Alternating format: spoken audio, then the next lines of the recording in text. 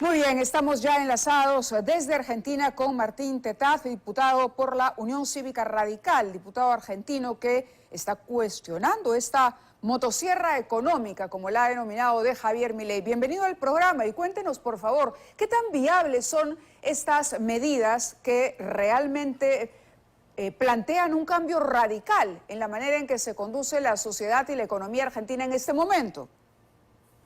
Hola Mávila, buenas noches. ¿Cómo está? Buenas noches. Gracias por la entrevista.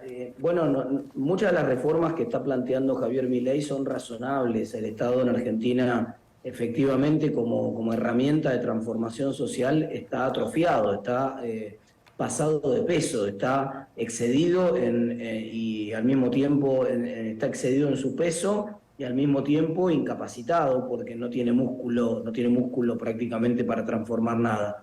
Las desregulaciones son bienvenidas en su mayoría. Por ejemplo, usted mencionó la de la ley de alquileres recién. El mercado de alquileres en Argentina está virtualmente paralizado.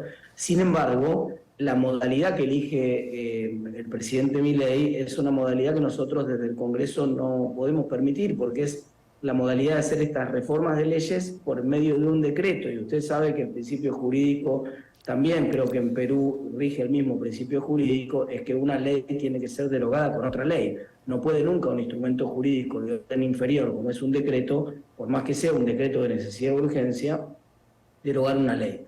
Entonces, para entenderlo bien, Javier Milei necesita que el Congreso apruebe estas medidas, necesita el respaldo. ¿Con qué votación y qué capacidad tiene él para movilizar ese apoyo, ese respaldo político?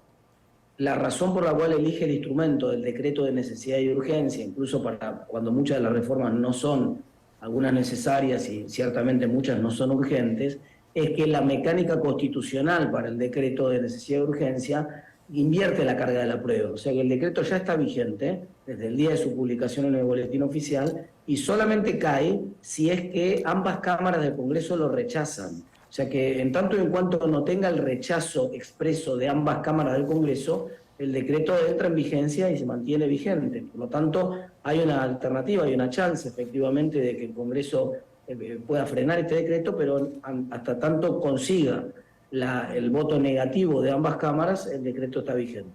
De acuerdo. Tenemos unas imágenes que queríamos compartir sobre la reacción que ha tenido, pero es cierto, la verdad es que es sorprendente la cantidad de regulaciones que hemos podido leer.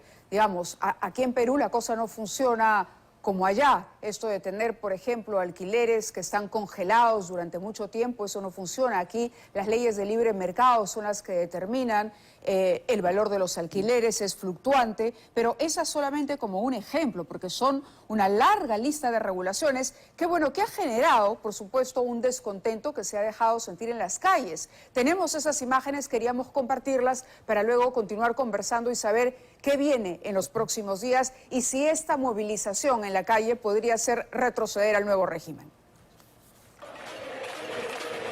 Frente al Congreso.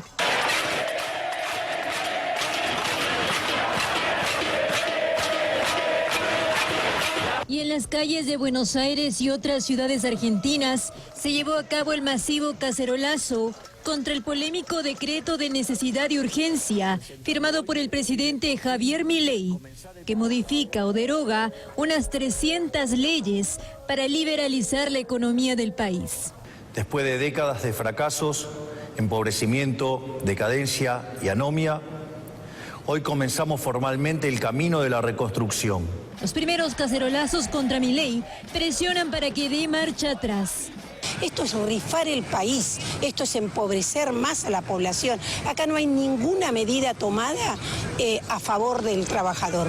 Transformación de todas las empresas del Estado en sociedades anónimas para su posterior privatización. Según el gobierno, el objetivo es desregular la economía de un país con fuerte intervencionismo estatal, promover la inversión y eliminar las burocracias y trabas que hace difícil la vida de sus ciudadanos. Comprar un auto en Norteamérica te lleva un par de horas y te lo llevas. Acá comprar un auto es un infierno, básicamente. El solo hecho del trámite, olvídate de los impuestos. Los economistas argentinos coinciden en que el decreto es una solución a décadas de crisis. Hay que entender que Argentina tiene una estructura legal de economía cerrada. Cuando digo estructura legal, es justamente tributaria, comercial, laboral y todo un manojo de leyes anacrónicas a este siglo que directamente no sirven y que lo único que buscan es cuidar privilegios. La ley aún debe enfrentar al Congreso. Ahora mismo el megadecreto ya está vigente, pero el Congreso podría rechazarlo. Mientras el Congreso no lo rechace, el DNU tiene fuerza de ley y está en vigencia. Una sola de las cámaras que apruebe el DNU ya queda plenamente ratificado por el Congreso Nacional. Para que sea rechazado, las dos cámaras tienen que aprobar el rechazo. Las dos cámaras, diputados y Senado. Hasta ahora, desde el 95 que empezaron a implementarse los DNU, a la fecha, el Congreso no rechazó ningún decreto de necesidad de urgencia. Y si bien hasta ahora una medida así no ha sido rechazada, el panorama puede ser distinto por la falta de apoyo de Milei en el Parlamento.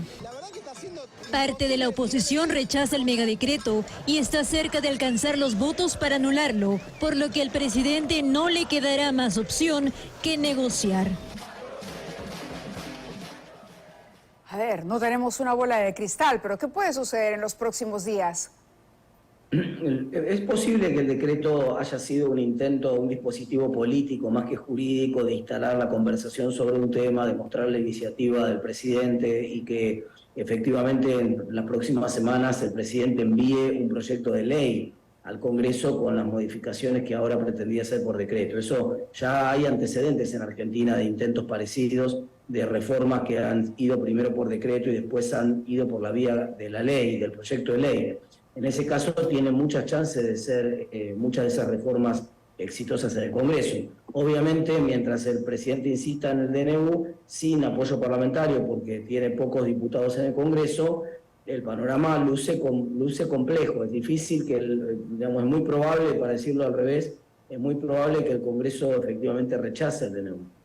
Es muy probable. ¿Y eso quiere decir que entonces se suspendería toda esta mega reforma que propone Milei? Bueno, esto es el aspecto interesante, ¿no? Milei cuenta con el apoyo para hacer buena parte de esas reformas de la oposición no kirchnerista del Congreso, de la oposición republicana, de la oposición democrática, por ejemplo, de buena parte de la Unión Cívica Radical, claro, de lo que el PRO, que era el partido que anteriormente... ¿Y le alcanzaría para tener el apoyo en el Parlamento? Bueno, si él quisiera ir por las reformas por la vía legal, seguramente sí. El problema acá es que él está minando mucho de esos apoyos porque insiste en ir por la vía del decreto. Y entonces hay, por ejemplo, quien les está hablando, yo estoy de acuerdo en muchas de las reformas que plantea Milei, pero no quiero permitir el antecedente de que un presidente pueda gobernar por decreto, porque eso, por supuesto, dejaría muy débil la posibilidad de que mañana venga otro presidente que me guste menos y gobierne también por decreto. Entiendo, Eso no, es un tema de forma.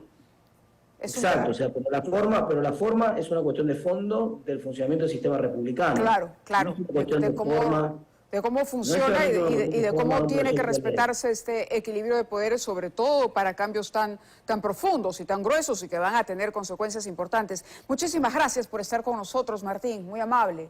Y todos los éxitos. Lo mejor para Argentina desde aquí. Gracias. Buenas noches.